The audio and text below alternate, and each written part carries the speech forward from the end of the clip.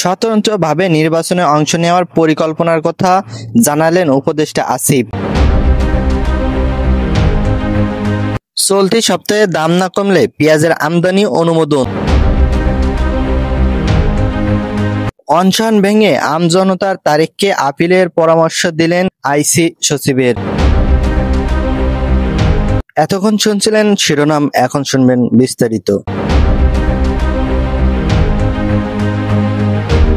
আসন্ন জাতীয় সংসদ নির্বাচনে এখন পর্যন্ত স্বতন্ত্রভাবে অংশ নেওয়ার পরিকল্পনার কথা জানিয়েছেন স্থানীয় সরকার ও যুব ও ক্রীড়া মন্ত্রণালয়ের উপদেষ্টা আসিফ মাহমুদ সজীব ভুঁইয়া। রোববার বিকেলে ধানমন্ডি থানা নির্বাচন অফিসে ভোটার হতে আসেন উপদেষ্টা আসিফ। পরে সাংবাদিকের প্রশ্নের জবাবে তিনি এ তথ্য জানিয়েছেন।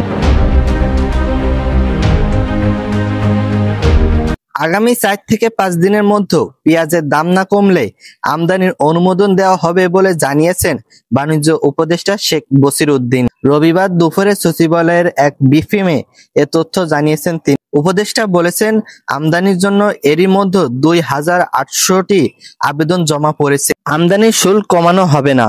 আমদানির আইপি দিলেই বাজারে পেঁয়াজ সয়লাভ হবে। তবে কোথাও পেঁয়াজ মজুত করে রাখা হলে সে বিষয়ে পরবর্তীতে ব্যবস্থা নেওয়া হবে।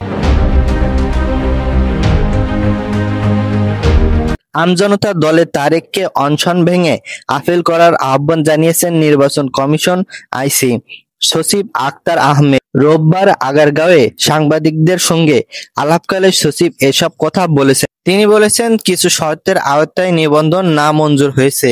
প্রার্থী ও রাজনৈতিক দলের কিছু সংক্ষুব্ধ থাকলে যে কোনো সময় আবেদন করতে পারে। ছিল আজকের সংবাদ।